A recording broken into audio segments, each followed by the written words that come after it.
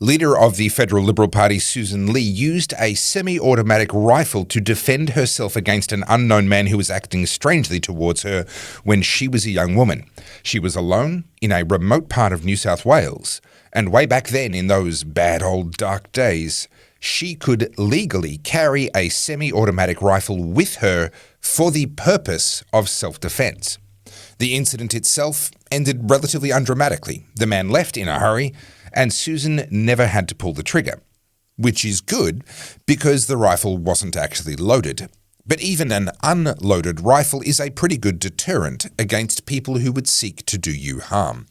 Which is why, before the end of this video, I'm going to propose to you a safe and effective legal reform which would help us get back to those bad old dark days where law-abiding people like Sussan Ley could actually protect themselves and have the tools to do so effectively.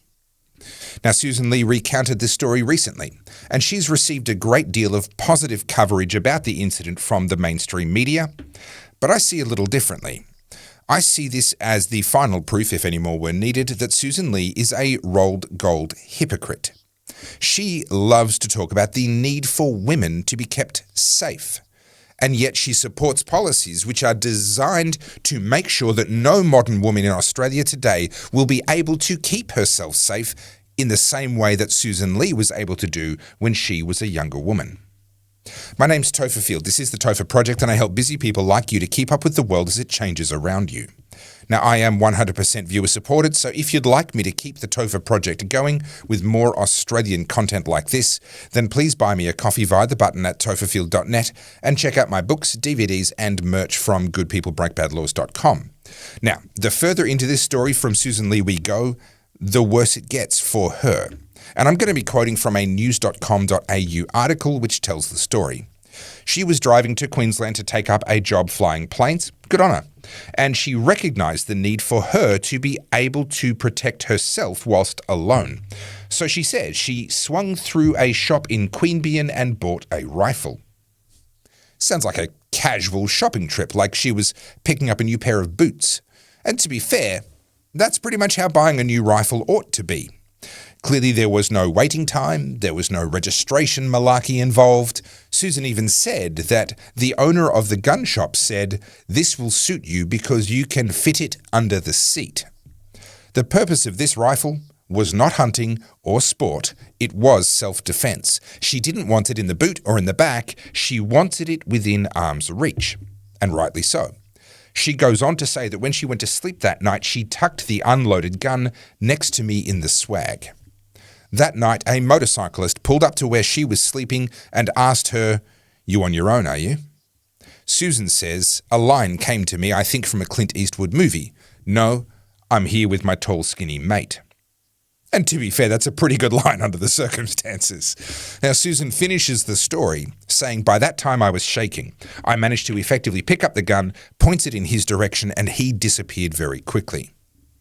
Okay, fair play to Sussan. She recognised that she would be vulnerable out there on her own. She did something about it. She provided the means of her own self-defence, in this case a semi-automatic rifle, and her preparation paid off. Now, personally, I'd say she should probably have kept the rifle loaded instead of unloaded, but whatever. In this case, the rifle did its job and kept Sussan safe without a shot having to be fired.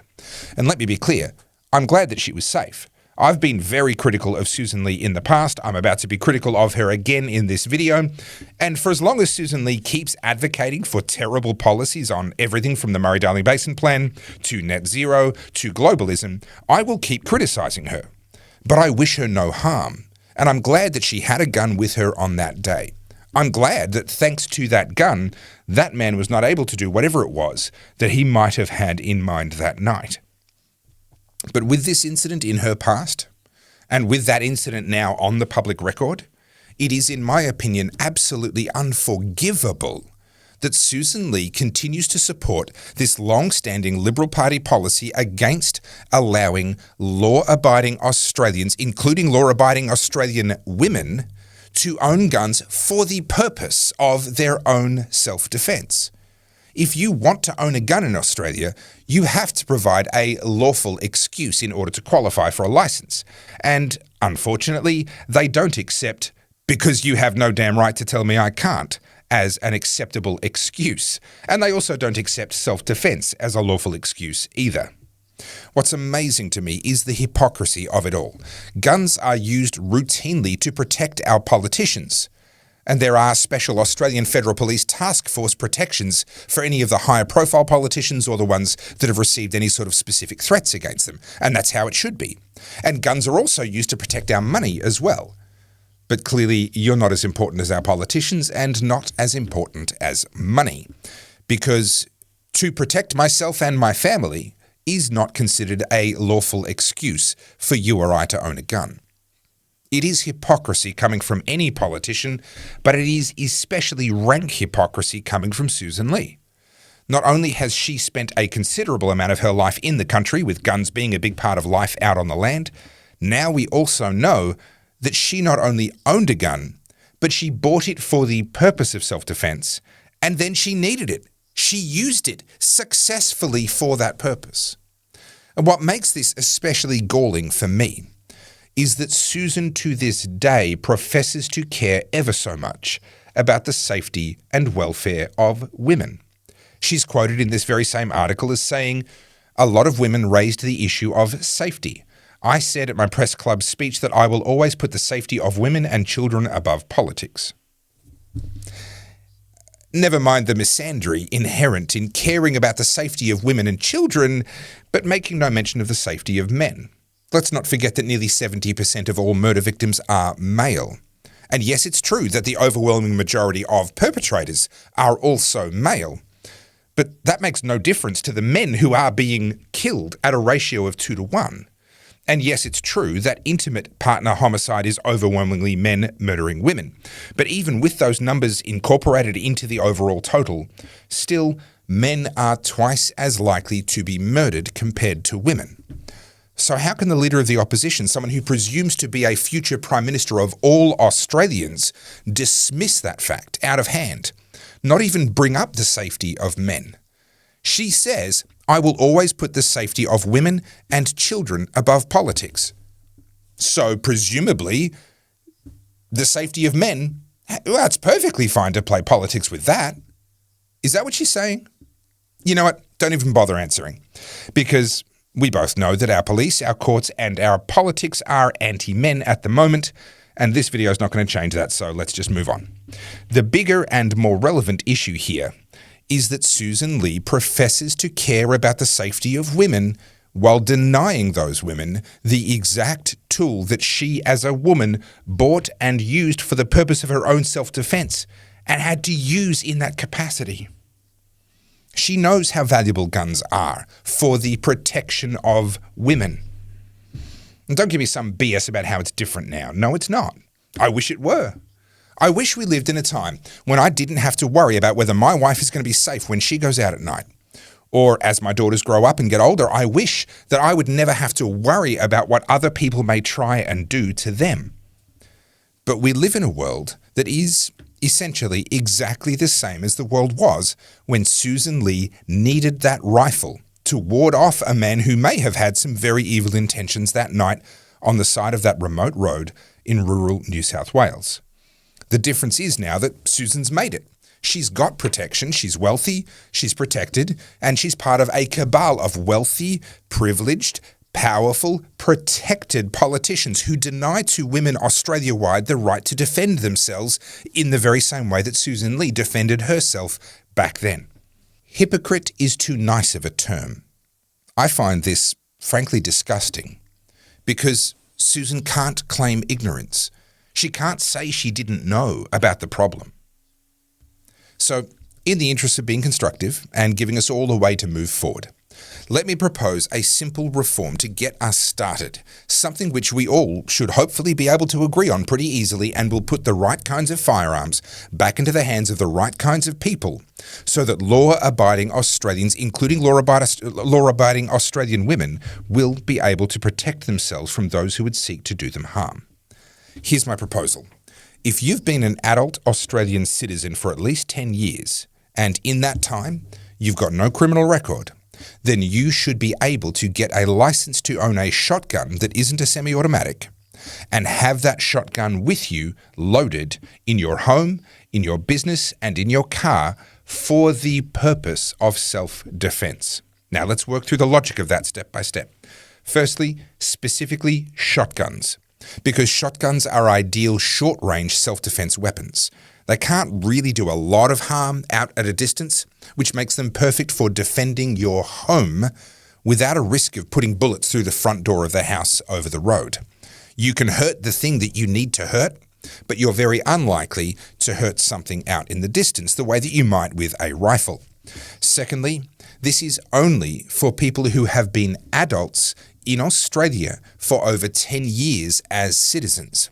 So this creates a de facto minimum age of 28 years. Now, these are, of course, people who we know a little bit about because they've been adults in Australia as citizens for 10 years or more. If they're going to get mixed up in organised crime, we would know about it by now. And before people object and say, oh, all the bikie gangs and all the organised criminals, they're going to come and get guns under this scheme. Sweetie, I hate to break it to you, but all those people, they've already got guns. There's over 1 million illegal guns in Australia already, and any serious criminal who wants one has one. No self-respecting criminal, by the way, is going to be getting around with something as cumbersome as a full-size shotgun. They've already got a semi-automatic handgun or perhaps a revolver, so spare me the faux outrage and but the criminals will get guns. They've already got them. It's only the law-abiding people that are disarmed at present under our current system.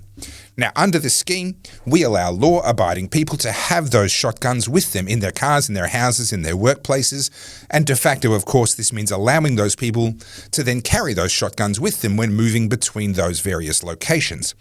But by doing that, we ensure that all of a sudden, any criminal that's thinking about a home invasion, a carjacking, or a store invasion is going to have to think twice. Because suddenly the incentives for criminals will flip on their heads.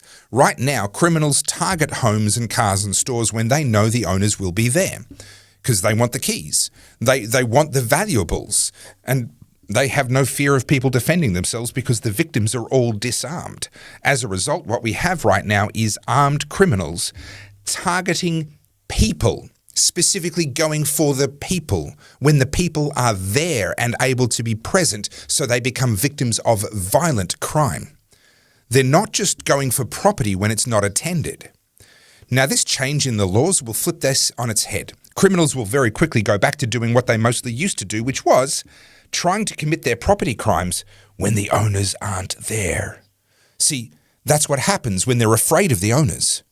And all it's going to take is a couple of these criminals getting shot in the face by a homeowner or a store owner or a car driver, and the entire atmosphere of Australia will change. Law-abiding Australians will walk taller and freer, and criminals will be the ones skulking in the shadows.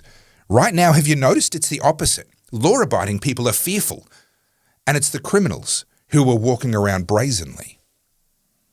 Within 2 to 3 years of a reform like this, we will then be able to talk about further reforms to self-defense and to gun laws that will further expand all of our freedoms and both our right and our ability in real, practical terms to defend ourselves against criminals who would do us harm. And who knows, just dream with me here. One day, maybe, we will live in an Australia that is so crazy, so free, that, I don't know, just to pluck a random example out of thin air, maybe one day a young single woman travelling alone in remote New South Wales will be free to buy and carry a semi-automatic rifle for the purpose of protecting herself against predators. Maybe one day, if we dream, women may one day actually be as free as what Sussan Ley was when she was young. And in the meantime, between now and then, if Sussan Ley had any decency and if she actually cared about keeping women safe, she wouldn't spend her time and energy denying to other young women the very freedom that may well have saved her life on that lonely road that night. My name is Topher Field. This is the Topher Project, and I help busy people like you to cut through the crap and see the world more clearly. I am 100% viewer supported. So if you agree with what you've heard today and you like my proposal, then please help me to keep the Topher Project going by buying me a coffee via the button at topherfield.net and check out my books and DVDs via goodpeoplebreakbadlaws.com. Thank you for watching to the end. Please like, subscribe, and as always, think free.